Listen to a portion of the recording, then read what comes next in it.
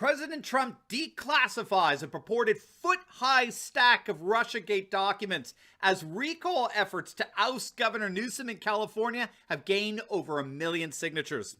In this video, we're going to take a look at the report of Trump declassifying documents related to the Russian collusion fiasco, how such declassification is exposing a massive divide between the political class and the people, and how that divide may indeed topple the governor of one of the nation's most liberal states. You are not going to want to miss this. Greetings, everyone. Dr. Steve here with you. Wonderful to be with you as always. We believe the worldwide populist revolt has just begun, and we're here to give you conservative hope in the midst of admittedly turbulent and trying times. So if you haven't already done so, you know what to do. Make sure to smack that bell and subscribe button. We would love to have you as a regular part of this channel, where each and every day we analyze often distressing current events, but always in light of very hopeful conservative trends so that you can think better and therefore feel better. Before we dive in here, make sure to click on the link below and head on over to my special website for my Patriot Food Supply. Gang, as we saw with the whole pandemic insanity, we cannot wait for an emergency to happen before we respond to one. And no one makes preparing for an emergency more ridiculously easy and affordable than My Patriot Supply. They are simply the best.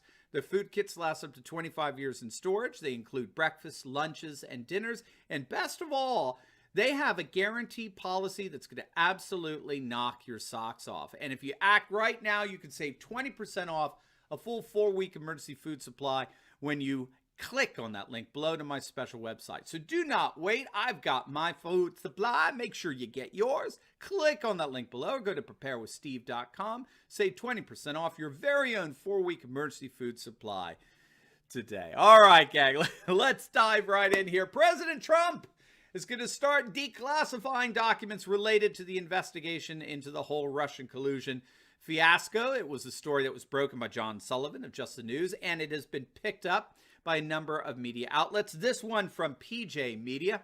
With less than a week left in office, President Trump is declassifying a massive trove of FBI documents relating to Obamagate, including FBI documents showing the Russia collusion story was leaked in the final weeks of the 2016 election in an effort to counteract Hillary Clinton's email scandal.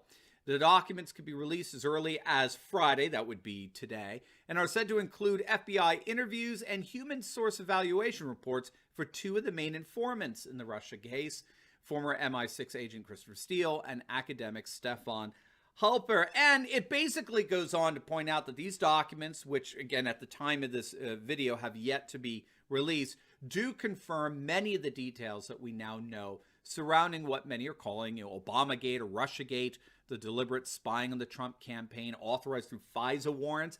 FISA stands for Foreign Intelligence Surveillance Act, that were appropriated knowingly based on a phony Russian dossier that supposedly had all this dirt on Trump, that was bought and paid for by the Clinton campaign and ultimately used to distract the public with the help of the fawning media from her email scandal back in 2016. We now know that in order to spy on Trump's campaign, the FBI relied heavily on a false dossier in order to obtain their FISA warrant to surveil Carter Page, Trump's former campaign advisor, and it just went downhill from there. Again, this is from John Sullivan. Quote, among the bombshell revelations is an admission by Steele that he violated his confidential human source agreement with the FBI and leaked information from his dossier to the news media in the final weeks of the election because he wanted to counteract new revelations in the Hillary Clinton email scandal that were hurting her election efforts. The former foreign intelligence officer made the confession in a fall 2017 interview with agents. Steele, who was hired by Clinton's campaign law firm to compile anti-Trump dossiers attempting to link Trump to Russian influence, told agents he had 2 clients at the time, Clinton and the FBI, and chose the interests of the Democratic candidate over the Bureau in the leaking, close quote. Now, as these documents, these declassified documents come out over the next several days, we may be in for some pretty startling revelations for sure. We'll have to find out. And depending on the nature of the documents, we'll have to see if Trump is starting to go scorched earth here in terms of what he decides to declassify. Now, of course, I think Trump here is turning his frustrations into action, right? I think his frustration is at least at 2 levels. On one level, he's very frustrated. I mean, he's tweeted out his frustration at the slow footing of the John Durham probe, which we've learned over the past couple of months has indeed become a special counsel. So he does have some protections, Justice Department protection to see this investigation through during the Biden administration. But Trump is clearly annoyed that things are just taking so long and that there wasn't a big October surprise of indictments to accompany the Hunter Biden laptop, or the so-called laptop from hell. So there's clearly a frustration at the level of the Durham probe and how long it's taking. But there's also, of course, the frustration with the deep state itself, in that these people are caught red-handed, Crossfire Hurricane was exposed, and yet here we are 4 years later, and no one has faced the slightest semblance of consequence for it. And so the declassification of the documents, I think this is just Trump's way of turning that frustration into action so that the people can come to know precisely what the DC establishment swamp allows to take place among these swamp creatures without any repercussions for anyone involved. Again, it's very similar to how Comey handled Hillary's laptop server and email. Any one of us would have gone to prison for doing what she did, but because she's a member of this privileged political class, nothing happens to her. It just further underscores the massive gap that exists between the people and the political class. And this declassification is only going to further exacerbate that gap. And that, to me, is really what I find so fascinating in all of this. It's precisely the way this declassification, the Russian hoax, further plays into this widening gap between the political class and the people. Because again, you'll notice the perpetrators were all caught. They were caught red-handed. Everyone involved, Christopher Steele with the phony Russian dossier, everyone involved with Crossfire Hurricane, Comey, Rosenstein, you name it. They were all caught knowingly getting FISA warrants to spy on Trump based on a phony Russian dossier bought and paid for by the Clinton campaign to distract the public ultimately from her email scandal. And yet, despite all of that, there were no legal consequences for anyone involved at all. In fact, the only one person who paid for it all was Trump himself, who was the victim in all this. And so I think the release of these documents relating to the Russian investigation further underscores the increasing populist concern that there really is a kind of caste system in our nation, where you have a political class that writes the laws, and everybody else, the people, we're the ones who have to live under those laws, all the while the political class exempts itself from the very laws it imposes on everyone else. And by the way, this isn't just a red state concern.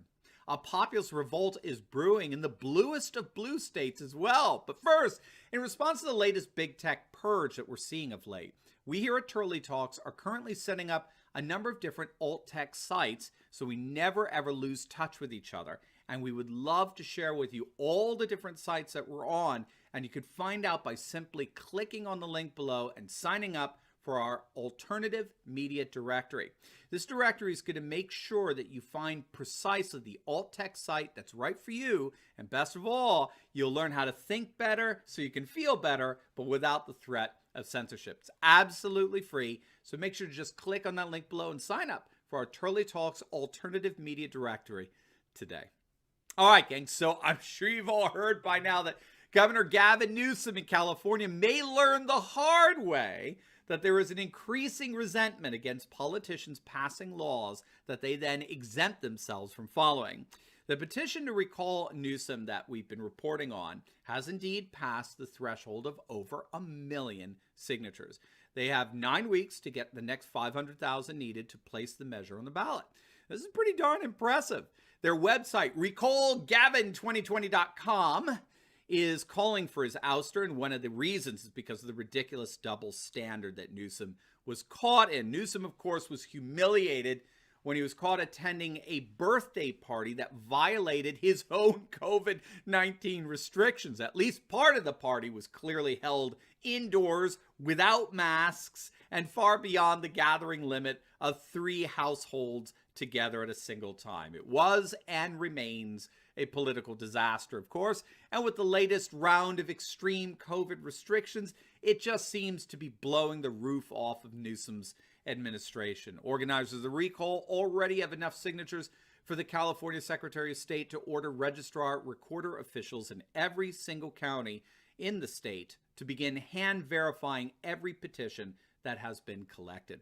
Among the grievances that are galvanizing Californians like never before, the Recall Gavin Newsom organization cites Newsom's blatant violation of his own COVID restrictions. The mass exodus of residents has only been exacerbated under Newsom. According to the U.S. Census, every year for the past 15 years, an average number of 100,000 Californians leave the state as over and against those who move in. And California taxpayers, they're livid over Newsom's generous welfare handouts to illegal immigrants. So we can see with the recall petition getting over 1 million signatures that these populist sentiments, this resentment over our political class passing laws that they exempt themselves from, are even found in the bluest of blue states. This is one of the reasons why we can say with confidence that the populist revolt is just beginning. Populism, the people versus the political class, is indeed the wave of the future.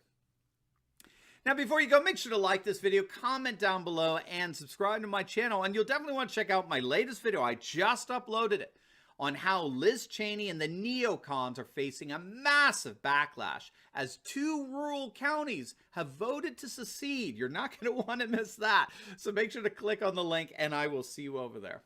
God bless.